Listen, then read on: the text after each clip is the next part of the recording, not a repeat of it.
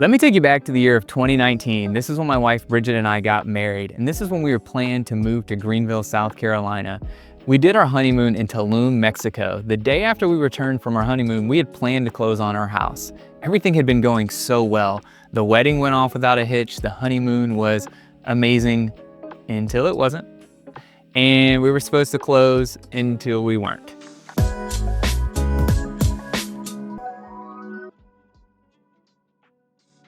Hi, I'm Evan Whaley, your favorite Greenville realtor. I wish that this Mexico story is going to be the only mistake that I have for you when moving to Greenville, but I have so many more. So we'll get back to that story because there's a lot to it, but I want to give you these top mistakes that we made. The first thing that I would share with you is we spent too much time actually focusing on the four walls that we were going to be living in. We didn't think enough about the actual location of where we were going to be. We didn't think about how we were going to do our everyday life. So whenever we talk to our clients now, that is a big factor that we really make sure that they know and they consider. Think about the grocery stores you like to attend. Think about the things you like to do every day. Make sure you're close to all the things that you love to do because that's where you're going to spend the majority of your time. Of course, your house is super important. It needs to be your safe haven. But there's so many really wonderful neighborhoods and great places to live here in Greenville. I've never found a client who could not find the perfect home in the right location for them. The next mistake that I think that we made is we spent so much time focusing on how far we were going to be from downtown Greenville. And like I kind of mentioned in my first point, like where you do everyday life and where you're going to go to the grocery store, we find you're going to be doing that so much more than you're going to be going into downtown. Well, at least for us, that's how we've kind of lived our life now. And downtown is absolutely incredible. It's rated as one of the top 10 in the entire world.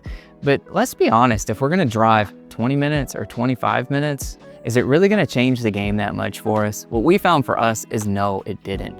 So we wish we'd have taken that more into consideration whenever we moved to Greenville. The third mistake that we made is I think we thought too much like a tourist instead of like someone moving to the area.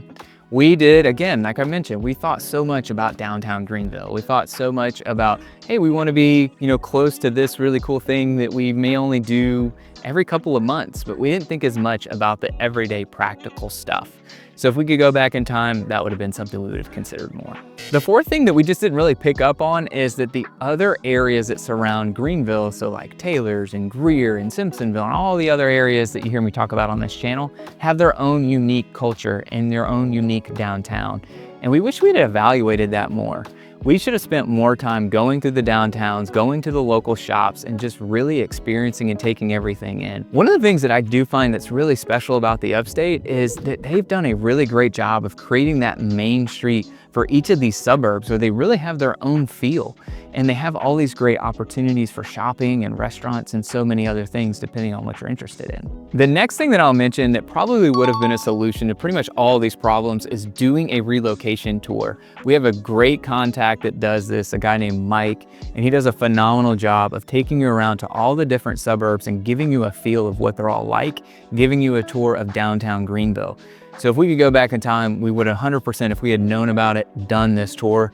Every client we've had that's ever done this has always raved and said this was one of the best things they did when they were evaluating a potential move to Greenville. So there you have it, several mistakes that we made. I'm sure I could continue going, but those were the biggest ones.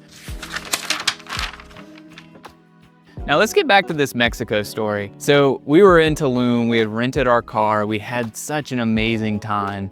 The last day, we're driving back to the airport. It's about an hour-and-a-half drive. We're leaving at 4 o'clock in the morning. We're one of the only cars on the road. In Mexico, they have these things called topes. So it's a speed bump, essentially, is what we'd call here in the US. We're going over one of those topes, and I can't see super great. The rental car's lights aren't wonderful, so I'm actually driving as slow as a snail. I am the slowest car on the road. Everyone is booking it by me. Well, I'm going over that speed bump, and then in my rearview mirror, I see red and blue lights. What in the world happened? What did I do? Am I just driving too slow? Like, I don't know what's going on. Well, unfortunately, we get pulled over. They ask for our passports. We're heading to the airport. The guy says, you can get your passports back tomorrow. You've got to come to the prison to pay off your speeding ticket. And so I panic. My wife is panicked. We're supposed to go home. We're supposed to close on this house. Like, what do we do? Well, he also then offers us another thing.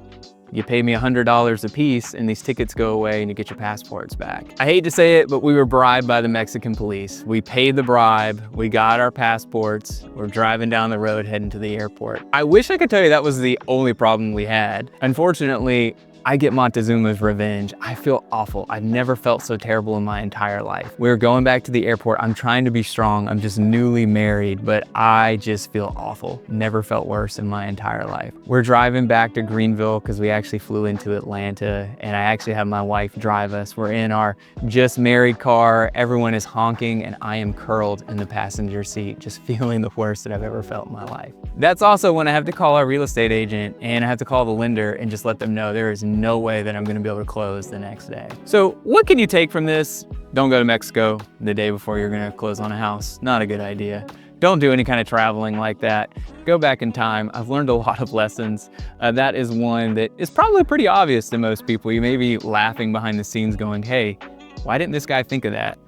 Honestly, it was one of those things. We wanted to close on the house so bad. We actually tried to push it back, but the seller just really wanted to close that day. And I thought I could make it all work. We had everything put together until life happened. And that's why it's also so important to have really great real estate representation that knows how to help you navigate all of these challenges and obstacles that will likely come your way. I hope you enjoyed this story. Please don't make any of the mistakes that I've made. Our team has helped over 100 people relocate to the upstate. So we've learned a lot of lessons and we know all the tips and tricks. So reach out to us for a personal strategy session so that we can make your move less stressful and more strategic.